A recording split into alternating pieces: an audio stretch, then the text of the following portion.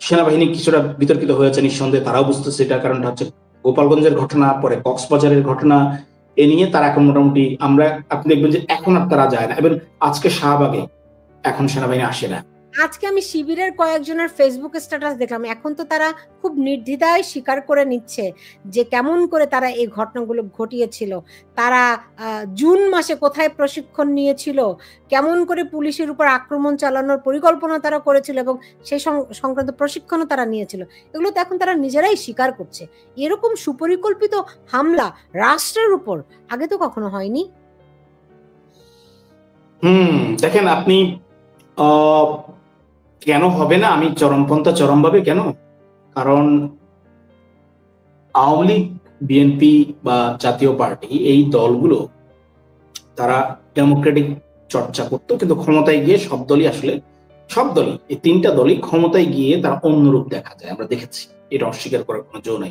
কারো হয়তো আমি অটোক্রেটিক না, আসলে এটা হচ্ছে এক ধরনের হাইব্রিডিজম। আমাদের দেশে অটোক্রেসি ফুল ফেজ এখন, আমি জানেন ডক্টর আলিরিয়াজের রেফারেন্স দিয়ে বলি, উনি কিন্তু যখন 5ই আগস্ট পর্যন্ত ওনার সমস্ত লেখায় বাংলাদেশ হাইব্রিডিজম কান্ট্রি, অটোক্রেসি উনি ব্যবহার করেননি। হ্যাঁ, হাইব্রিডিজম হচ্ছে ইকোনমিক ইন্টেলিজেন্সের সংজ্ঞা মতে কিছু 5টা বৈশিষ্ট্য থাকবে, যেখানে ডেমোক্রেসি আর অটোক্রেসির মাঝামাঝি, কখনো ডেমোক্রেসি একটু দেখবেন, কখনো অটোক্রেসি দেখবেন।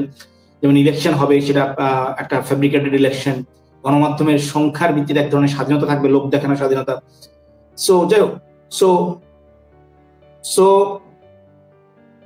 এই প্রেক্ষাপটে আপনার যেটা হচ্ছে, মানে বাংলাদেশে বেশিরভাগ রাজনৈতিক দল এবং বেশিরভাগ মানুষ, আপনি যেটা বলছেন সেটা একটা চিত্র, ঠিক আছে? সো এইটা আগেও ছিল, এমন না যে নতুন কিছু। আগে ছিল কিরকম, আগে তারা প্রকাশ করতো না, ঠিক আছে? এটা বাংলাদেশের স্বাধীনতার পর থেকেই ছিল। আপনি দেখেন, আপনি জেলখানার কথা বলছেন, আপনি 75-তে হচ্ছে জাতীয় 4 নেতাকে জেলখানার ভিতরে হত্যা করে ফেলেন, ঠিক আছে? সো আপনি, ওটা কি বড় ঘটনা না? অনেক বড় ঘটনা। না, একটা জিনিস, দুটোর মধ্যে পার্থক্য আছে। তো পার্থক্য হচ্ছে জেলখানার ভিতরে হত্যাকাণ্ড, যেমন জাতীয় 4 নেতা সহ জেলখানার ভিতরে যেই হত্যাকাণ্ডগুলো ঘটেছে, এমনকি সেনাবাহিনীর ভিতরে যে হত্যাযজ্ঞ চলেছে, তো ইতিহাসে ওরকম হত্যাকাণ্ড আর কখনোই হয়নি। কিন্তু এইবার তো সাধারণ মানুষের বেশে এসে এই ঘটনাগুলো ঘটানো হয়েছে। দুটোর মধ্যে তো ম্যাসিভ পার্থক্য, তাই না? আপনি যে বলছেন, বাংলাদেশে অনেকে বলে যে এখন ডিএমপি কমিশনার বলেছে যে জঙ্গিবাদ কিছু ছিল না, ছিনতাইকারী। পুরোটাই আমি আমার নিজের রিপোর্টিং ক্যারিয়ার দিয়ে বলতে পারি, জঙ্গিবাদ ছিল, আছে। না থাকলে এখনই এই সরকার কিছুদিন আগে 6 জনকে অ্যারেস্ট করেছে, তারপরে 26 তারিখে শরীয়তপুর থেকে একজনকে অ্যারেস্ট করেছে। কেন, কিসের জন্য? সাইফুল, এই কথাগুলি যে কত মিথ্যায় তো আপনিও জানেন। আপনি নিজে জঙ্গিদের উপর কত রিপোর্ট করেছেন আপনি বলুন তো? আপনি প্রথম আলোতে করেছেন, আপনি চ্যানেল 1-এ করেছেন, রাইট? আমি তো ভুলে যাইনি, তাই না? আমি সেটাই বলছি, তার মানে কি ওই সময় তো ছিল, ওই সময় ছিল। হ্যাঁ, ওই সময় না থাকলে কি একযোগে 64 জেলা 63 জেলা একযোগে বোমা হামলা হয়? না থাকলে কি বোমা হামলা হয়? বোমা হামলা হয়? আপনি দেখেন সেটা করে হোলি আর্টিজান পর্যন্ত বাংলাদেশে জঙ্গিবাদটা দমন করার জন্য এক্সট্রিম কোনো ব্যবস্থা নেওয়া হয়নি, বরং আমি বলবো যে এটা নিয়ে ব্যবসা করেছে পুলিশ, র্যাব যারা ছিল তাদের অনেকেই নানান ধরনের ব্যবসা করেছে। বিদেশ থেকে ফান্ড আসছে বা সরকার ফান্ড দিয়েছে, 10 টাকা দিয়েছে, তার মধ্যে 5 টাকা খরচ করেছে, 5 টাকা বেলাইনে খরচ করেছে বা নিজেরা করছে, এটা হয়েছে। তো হোলি আর্টিজানটা হওয়ার পর একটা ম্যাসিভ ড্রাইভ দেওয়া হলো। তা আবার আপনি হয় কি দেখেন, র্যাট, আপনি সিম্পলি বুঝতে পারবেন, আমি একটু রেফারেন্স টানছি এই কারণে, র্যাট থেকে যখন প্রথমে র্যাব তো হলো না, র্যাট ছিল পুলিশের অধীনে, র্যাপিড অ্যাকশন টিম, যেটা ডিসি মাজার ভাই ছিলেন চিফ। তো সেটা পরবর্তী দ্বন্দ্বে র্যাব আর্মির হাতে চলে যায়। র্যাবে শুরুতে কিন্তু র্যাব বা র্যাট খুব জনপ্রিয় ছিল, খেয়াল করে দেখেন। মিসইউজটা শুরু হয় আপনি যখন অবৈধভাবে করতে যাবে না, অবৈধ পদ্ধতিটা ব্যক্তিগত পর্যায়ে চলে যায়, যেমন ধরেন আপনি 2004 সালে আপনার আহসানুল্লাহ মাস্টারের হত্যা আমরা 1 নম্বর সাক্ষী সুমন ছিল, তাকে র্যাব 1 পিটিএম মেরে ফেলে। এটা সম্পূর্ণ ছিল কোনো পলিটিক্যাল কেস ছিল না, এটা ব্যক্তিগত কেস ছিল। একটা দোকান নিয়ে ঝামেলা, আর সে র্যাবের 2IC তখন ছিল, সে হচ্ছে গিয়ে তার আত্মীয়র দোকান ছিল। এই থেকে শুরু, তখন থেকে পতনটা একদিনে হয়নি। সো আপনি জঙ্গি দমনের নামে এখানে ব্যক্তিগত অনেক শত্রুতা আর এই সেই অনেক ধরনের ব্যবসা হচ্ছে।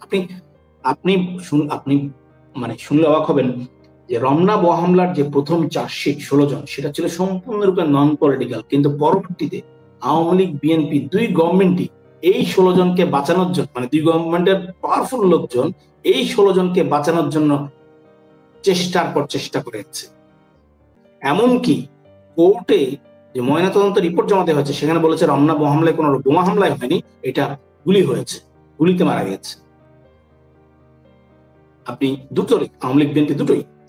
তো ফলে কিন্তু তারপরে দেখেন যে আপনি সারা দেশে বোমা হামলা হলো, 21 আগস্টে গ্রেনেড হামলা হলো, কোনো কিছু এরা কিন্তু এক্সিস্ট করতে পারেনি।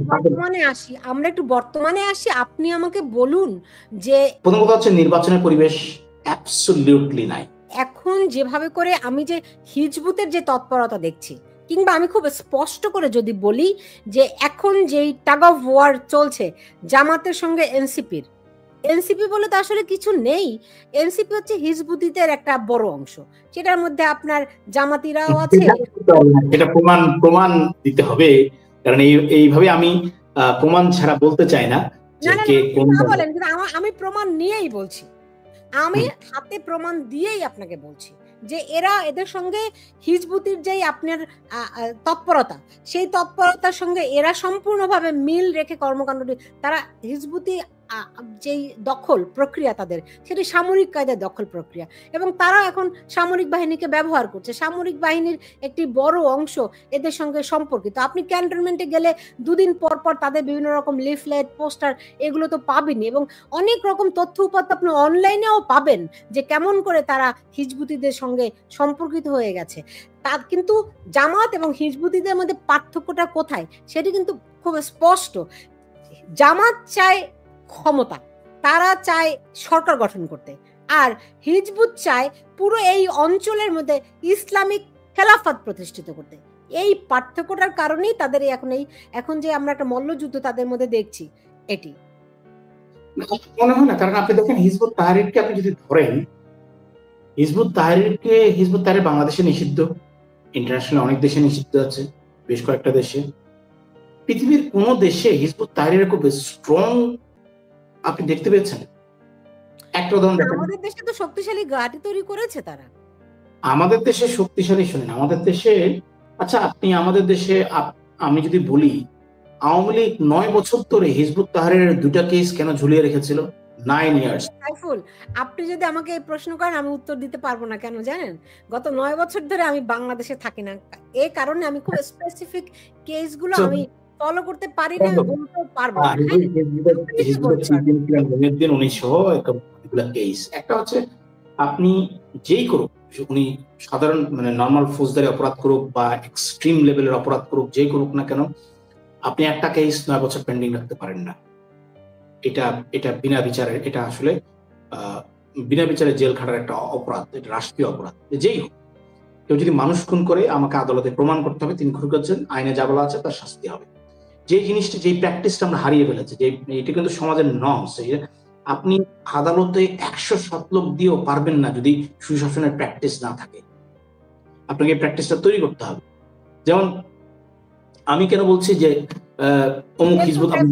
আমাদের দর্শকরা কিন্তু আমাদের মতো বোকা নয়। এখানে সেগিনা একটি মন্তব্য করেছেন যে হিজবুত নিষিদ্ধ বলেই তো এনসিপি সেজে আছে। আপনি মানুষের চোখ ধোকা দিতে পারবেন না। না, সেটা তো আরো অনেক পার্টি আছে, তাদের নামে থাকতে পারত। হ্যাঁ, কারণ কি আমি এই ট্যাগের রাজনীতি থেকে আমি একমত নই। কারণটা হচ্ছে আমার কাছে যতক্ষণ পর্যন্ত, কারণ আমি কথা বলছেন, ধরেন আমি কথার কথা, এখন সরকার আমাদেরকে বলছে আওয়ামী লীগ এবং ছাত্রলীগ দুটো সন্ত্রাসী দল। আওয়ামী লীগের দালাল, ওকে ফাইন, আওয়ামী লীগের দালাল। আমি সরকারকে বলি ভাই তুমি প্রমাণ দাও। না না, আমি প্রমাণও চাই না। তোমার যদি মনে হয় প্রমাণ ছাড়া কোনো ত্যাগের রাজনীতিতে আমি বিশ্বাসী না। কারণটা হচ্ছে এটা পারসেপশন এক ধরনের, ঠিক আছে। আমরা সোশ্যাল মিডিয়া ব্যবহার করি, আমার কাছে মনে হলো বিএনপি ভালো, তাই আমি বিএনপি ছাড়া সব খারাপ। আমার কাছে মনে হলো আওয়ামী লীগ ভালো, আওয়ামী লীগ ছাড়া সব খারাপ। এটা হতে পারে না। হ্যাঁ, এটা হতে পারে না। আপনি জামাতকে ডেমোক্রেটিক ইয়াতে ইলেকশন করতে দিয়েছেন তো, করতে দিবেন, আবার একসঙ্গে জোট করবেন আন্দোলনের জন্য, তারপরে এসে বলবেন যে তাহলে আপনি প্রুফ করেন এবং সেটা লিগ্যাল ওয়েতে করেন। কারণ প্রত্যেক দেশের প্রত্যেক মানুষের রাইট আছে। হ্যাঁ, যেমন হিজবুত তাহরীরের বিরুদ্ধে প্রমাণ সহ অভিযোগ ছিল, কিন্তু আপনি করেননি। আমার পয়েন্ট হচ্ছে এখানে করেছেন যেখানে বঙ্গবন্ধু হত্যা মামলা 14 বছর লাগে, সেখানে হিজবুতিদের এই মামলা 9 বছর কি বেশি নাকি? আওয়ামী লীগ তো বঙ্গবন্ধু হত্যা মামলা বলুন, যুদ্ধাপরাধীদের বিচার বলুন, তারা তো একদম পুরো আইনি প্রক্রিয়ার প্রতিটি ধাপ ফলো করে গিয়েছে, রাইট? বঙ্গবন্ধু হত্যা মামলার রায়টা আমি 1996 সালে যখন হয়, তখন আমি প্রথম ওই সময় কাভার করি, আমি তখন মাত্র রিপোর্টিং আসছিলাম। সো লোয়ার কোর্টের রায়টা পরে আর টিকে নেই, কিন্তু বঙ্গবন্ধু হত্যা মামলার প্রসিডিউরটা বেশ, আমি বলবো যে স্ট্যান্ডার্ডে ছিল। হ্যাঁ, এবং এ নিয়ে কোনো প্রশ্ন কেউ করতে পারে না। দেখবেন যে আপনি এটা নিয়ে প্রশ্ন তোলাটা খুব ডিফিকাল্ট। হ্যাঁ, বঙ্গবন্ধু হত্যা মামলার রায় যেভাবে হয়েছে, কিন্তু আমার তারপর প্রশ্ন আছে, কারণ আপনি জানেন আমি 2007 সালে করতে পারবেন, প্রশ্নের বাইরে কিছু না। যাই হোক, আমরা ওই আলোচনায় ওই বিতর্কে না যাই। সাইফুল, আপনি আমাকে বলুন কে দেশ চালাচ্ছে, আপনি সরাসরি উত্তর দেন, এবং কোথায় যাচ্ছে মানুষের ভিতরে আতঙ্ক, এই আগস্ট মাসে কি হবে এই প্রশ্নের উত্তর কিছু আছে কিনা? তারপর ছোট্ট করে 30 সেকেন্ডের জন্য বলে নি, যে প্রশ্নটা বলছিলাম সেটা কোনো অবান্তর প্রশ্ন, সেটা হচ্ছে বঙ্গবন্ধু হত্যা মামলার রায়ে শেষ পর্যন্ত একজনকে ছাড় দেওয়া হয়েছে, সেটা হচ্ছে তৎকালীন এসপি। এটা কেন করছি আপনি জানেন, আমি 2007 সালে রিপোর্টার্স বেস্ট ইনভেস্টিগেশন রিপোর্ট পুরস্কার পেয়েছিলাম, তার একটা ইনভেস্টিগেশনের পার্ট ছিল সেইটা হচ্ছে বঙ্গবন্ধু হত্যাকাণ্ড হয়েছিল সপরিবারে 15 আগস্ট। বঙ্গবন্ধুর পুলিশের এসপি থেকে প্রোটেকশন ছিল, তাদের যে অস্ত্রের মেয়াদ সেটা 14 আগস্ট মেয়াদ উত্তীর্ণ হয়ে গেছিল। 13 আগস্ট তৎকালীন এসপি সেটা নিয়ে যায়। 14 আগস্ট নতুন অ্যামিনেশন দেওয়ার কথা, মানে গুলি, সেটা দেয়নি। বঙ্গবন্ধুকে যখন অ্যাটাক করে ওনার বাড়িতে, তখন এসবির পুলিশ ফায়ার করতে পারেনি। তার মানে কি, তারা 1 বছর আগে থেকেই জানতো। এবং ওই এসপি কিভাবে ছাড়া পাওয়া যায় আমি জানি না। দ্যাটস ওয়াই আমি বলছিলাম যে এটা নিয়ে আমার একটা প্রশ্ন আছে, এখনো পর্যন্ত প্রশ্ন উত্তর পাইনি আমি। হ্যাঁ, তো এখন যেটা বলেছেন সরকারকে চালাচ্ছে, এটা তো বললামই, কখনো ফেসবুক সরকার, কখনো সরকারের ভিতর সরকার।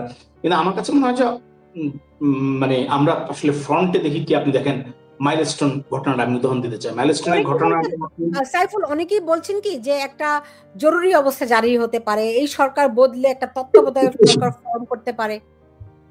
এগুলো স্পেকুলেশন। আবার এমন হতে পারে, কেউ বলতে পারে যে না, ফেব্রুয়ারিতে নির্বাচন হবেই, যেরকম সরকার বলছে। হ্যাঁ, আর কেউ বলছে 5 দিন পরে ঘোষণা হয়ে যাবে। কিন্তু ডক্টর ইউনূসের অধীনে কি নির্বাচন হবে কোনো? আমি ডক্টর ইউনূস বুঝি না, আমি বুঝি আসলে দেশের নির্বাচনের মতো পরিবেশ বা পরিস্থিতি আছে কিনা। ঠিক আছে, নাম্বার 1 হচ্ছে আপনি, 2 নম্বর হচ্ছে আপনি কি ধরনের নির্বাচন চান। আপনি যদি জনতনা নির্বাচন চান, যুক্তির খাতিরে আমি আপনার সরকার পক্ষের মতামত মেনে নিলাম, ঠিক আছে, আওয়ামী লীগ নিষিদ্ধ, আপনি আমাদেরকে আসতে দিবেন না, নির্বাচন করবেন না, আপনি ওকে ফাইন। দলটাকে শেষ করতে চান বা তাদের সাপোর্টারদের কোনো আশাকাঙ্ক্ষা আপনি কোনো পাত্তা দিতে চান না, ফাইন। আমি বলে দিলাম জাতীয় পার্টি কি করেছে, 14 দলের বাকি কি করছে। যদি গত 3টা নির্বাচনে অংশগ্রহণ করা অপরাধী হয়, তাহলে 2018 সালে 31টা দলই অপরাধী। সেই অপরাধের দায়িত্ব বিএনপির উপর পড়ে, তাই না? তারা তালিকা ইলেকশন করে, কোনো দলই ইলেকশন করতে পারে না, কারণ সব দলই মোটামুটি জামাত তখন নিষিদ্ধ ছিল, বাকি সব জামাতও নির্বাচন করেছিল তারা বিএনপির ইয়া নিয়ে, কি বলে যে আপনার প্রতীক নিয়ে। সো সেইখানে প্রথম কথা হচ্ছে নির্বাচনের পরিবেশ অ্যাবসলিউটলি নাই।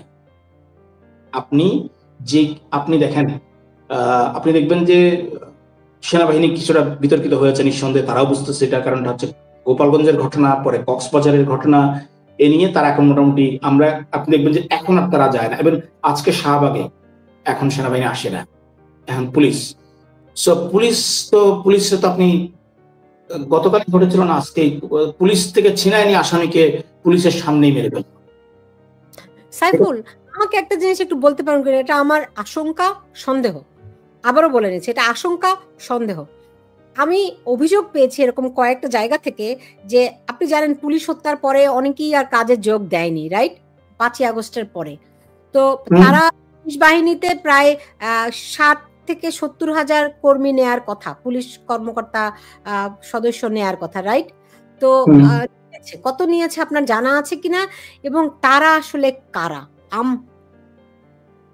যেই নেওয়া হয়েছে তারা আসলে কারা? আমি শুনেছি, জি বলুন, আপনি আগে বলুন দেখি। আপনি জানেন? আমার জানা নাই, আমি এই ধরনের জানা নাই যে পুলিশ আসলে পুলিশের নিয়েছে কিনা। নিতেই পারে, এটা তো নিয়োগ তো আসলে অনগোয়িং প্রসেস। পুলিশের দরকার হবে, ভ্যাকেন্সি থাকবে, নিবে, ঠিক আছে, ভ্যাকেন্সি না থাকলে বিশেষ প্রয়োজনে নিতে পারে। সো কিন্তু আপনি যেটা বলছেন যে পুলিশের ট্রেনিং তো একদিনের না, আপনি একটা পুলিশের পাসিং আউট হইতে তো 1 বছর 2 বছর লেগে যায়। আমি শুনেছি রাস্তাঘাটে এখন পুলিশের পোশাক পরা মিলিশিয়া আছে, এটা কি সত্য নাকি? এইগুলা ওই যে বললাম, আমি সাংবাদিক হিসেবে, সংবাদ গণমাধ্যমের শিক্ষক হিসেবে আমি এই কথাগুলোতে বিশ্বাসী না। আমি যেটা ভেরিফাইড না সেটা বিশ্বাস করতে চাই না, কারণ এগুলো বিশ্বাস করলে আমরা বললে হবে কি, আমরা বললে মানুষের মধ্যে আরো ভুল ধারণা জন্ম নিবে। হ্যাঁ, আমি বিশ্বাস করতে চাই যে দেশে এই ধরনের পরিস্থিতি হবে না। আমি ফার্মলি বিলিভ করি, কারণটা হচ্ছে বাংলাদেশের মাটি যেমন আপনি অদ্ভুত রকমের, বাংলাদেশের মাটি কিন্তু একক মাটি না। আপনি দেখবেন যে ঢাকা এক মাটি, খুলনা এক মাটি, রাজশাহী এক মাটি, রাজশাহীর পর দিনাজপুর এক মাটি, অন্যরকম। এইখানে চরমপন্থা চরমভাবে এক্সিস্ট করে না, করতে পারবে না। এটা আপনি লিখে রাখেন, আপনি দেখবেন বারবার করে উত্থান হবে। কারণটা হবে আমরাই হতে দিই। আমরা যখন ক্ষমতা যাই তখন আমরা একরকম হয়ে যাই। আমিও বিশ্বাস করতে চাই বাংলাদেশের মাটি যেমন নরম, পলি, উর্বর মাটি। সো এই উর্বর মাটি পেয়ে সবই তরতর করে বড় হয়। মেধাবীরাও যেমন নিজেকে প্রকাশের খুবই সুফলা জায়গা পায়, ঠিক তেমনি এই জঙ্গি যারা, তারাও খুব তরতর করে বেড়ে ওঠার সুযোগ পায়। আবার এটিও সত্য যে আমাদের এই নরম মাটি খুব এরকম উগ্র কোনো কিছু ধারণ করে না, করতে পারে না, নরম কোনো কিছু।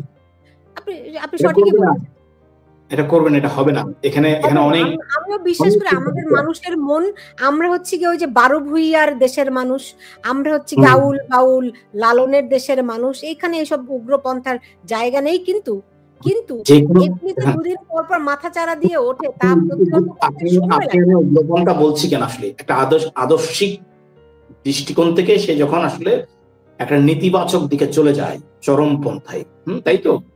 সো সে আদর্শটাকে আমার কথা হচ্ছে, সে আদর্শ বাংলাদেশের মাটি ও মানুষ ধারণ করে না, করবে না। That's my point.